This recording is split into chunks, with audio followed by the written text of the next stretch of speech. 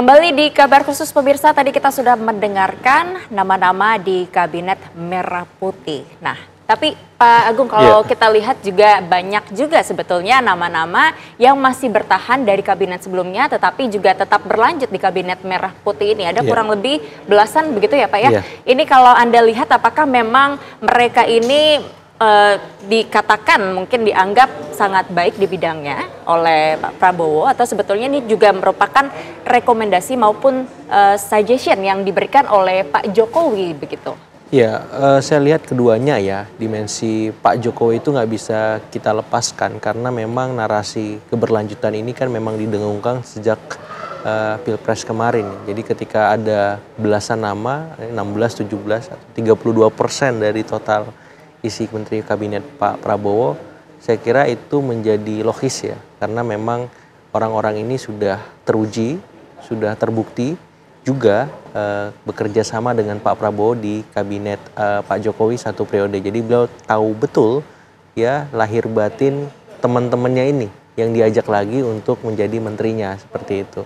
Dan saya kira itu bisa membantu Pak Prabowo juga kalau memang menteri-menteri Pak Jokowi ini dalam tanda petik bisa dipush semaksimal mungkin untuk mengakselerasi, apalagi beberapa kan menteri-menteri di bidang ekonomi ya, bidang yang cukup krusial hari ini punya banyak masalah yang kompleks, dan harapannya dengan masalah-masalah tersebut segera ditemukan solusinya karena mereka sebelumnya sudah berkecimpung di sana, bertungkus lumus dengan problem itu, dan publik menanti ya, karena ya ini jelas misalkan bagaimana mengatasi deflasi, lapangan kerja yang turun, ya soal-soal kemiskinan, soal-soal misalkan milenial yang susah nyicil KPR, misalkan soal-soal Gen Z yang memang sudah mulai mencari kerja, pengen mandiri. Nah, hal-hal konkret semacam itu kan harus dijawab, dan saya berharap dengan belasan menterinya Pak Jokowi di Kabinet Pak Prabowo, masalah-masalah tersebut bisa terselesaikan dan menemukan solusinya seperti itu. Iya, karena ini juga menjadi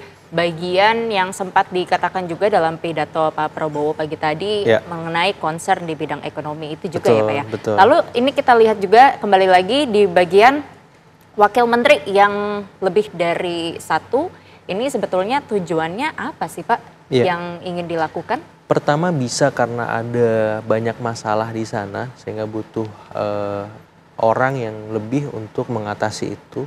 Yang kedua, kemungkinan memang soal akomodasi politik diperlukan karena tidak semua posisi menteri bisa diisi oleh semuanya. Jadi akhirnya wamen sebagai salah satu solusi atau kepala badan seperti itu. Nah, yang ketiga yang bisa dilihat juga kenapa banyak, memang tidak bisa dimungkiri ya, publik itu punya standar, punya tingkat kepuasan yang harus direspon dengan orang-orang tertentu. Dan saya kira ketika misalkan wakil menteri ada 3 di Kementerian Keuangan, kemudian di BUMN, terus di Kementerian Luar Negeri, memang harapan publik atas bidang-bidang ini cukup besar ya. Misalkan Kementerian Luar Negeri itu punya masalah yang sederhana hari ini yang cukup viral soal Palestina misalkan, karena ada penjajahan Israel seperti itu. Terus ada juga misalkan nasib bagaimana pasukan perdamaian kita di Lebanon Selatan. Jadi dengan kehadiran Wamenlu yang banyak itu, hal-hal semacam itu bisa teratasi. Atau Kementerian BUMN yang publik pengen BUMN kita sehat, profitable gitu, bisa berkelas dunia lah gitu. Nah, itu jadi banyak karena memang arahannya juga masalahnya besar ya dunia gitu. Atau misalkan tadi ada kementerian lain yang 3, BUMN, Menlu, satu lagi tadi Kementerian Keuangan ya. Itu juga cukup krusial karena ada keterbatasan fiskal yang mengemuka dan itu perlu diselesaikan. Ada Pak Thomas Jiwandono yang kemarin tim sinkronisasi juga seperti itu ya. Ada Pak Anggito Abimanyu, seorang akademisi ya. Dan yang terakhir ada Wamen yang saya kira juga cukup krusial dari profesional ya, saya lupa namanya, tapi yang jelas kolaborasi antara kalangan partai, kemudian akademisi dan profesional karir di Kemenq itu penting untuk memastikan ya kita bisa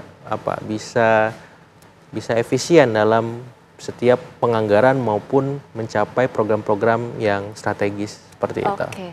Nah ini juga selain Wamen yang ada banyak juga ini Pak. Ini dari kementerian itu sendiri yang tadinya dalam satu saja begitu Kementerian Kemendikbud misalnya. Ini ada Kementerian Pendidikan, ada Kementerian Pendidikan Tinggi, Sains dan Teknologi dan lain sebagainya. Lalu juga bahkan dari Kemenko Polhukam yang dulunya dalam satu kesatuan ini dipisah-pisah, dipencar-pencar. Ini apakah sebetulnya memang akan berjalan efektif atau ini karena memang untuk bagi-bagi jabatan saja atau seperti apa sebetulnya sih Pak?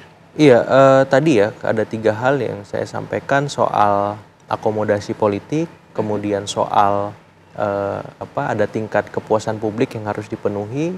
Kemudian yang terakhir memang ada kompleksitas masalah di sana. Untuk Kementerian Pendidikan dan Kebudayaan yang dipecah menjadi 3, Kementerian Pendidikan Dasar Menengah, Kementerian Pendidikan Tinggi, Sains dan Teknologi seperti itu, dan Kementerian Kebudayaan.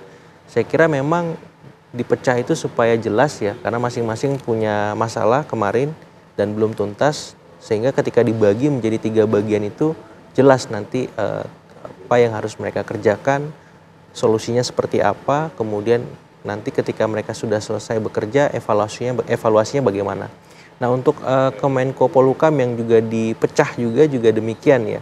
Memang kuat di sini tone politiknya karena kementerian ini politik keamanan ya. Kemudian ada Kementerian Hukum, HAM ya, Imigrasi dan Pemasyarakatan seperti itu dipecah menjadi 2 bagian dan saya kira memang sedikit banyak tone untuk mengakomodasi beririsan dengan tone untuk memang orang-orang di sana Pak Budi Gunawan dan Pak Yusril itu orang-orang expert ya, orang-orang pakar ahli di bidangnya dan itu memang juga dibutuhkan oleh Pak Prabowo, Mas Gibran untuk menyelesaikan beberapa masalah krusial di bidang hukum ya yang perlu percepatan soal tadi pidato di pelantikan korupsi ya, beberapa kali di-mention bagaimana kita bisa menyelesaikan masalah akut korupsi ini. Kemudian soal politik keamanan, bagaimana memastikan stabilitas politik kita bisa terus terjaga seperti itu. Oke, baik Pak. Kita akan jeda terlebih dahulu. Nanti kami akan membahas lebih dalam. Untuk itu pemirsa tetaplah bersama kami di Kabar Khusus TV One. Usai jeda kami kembali.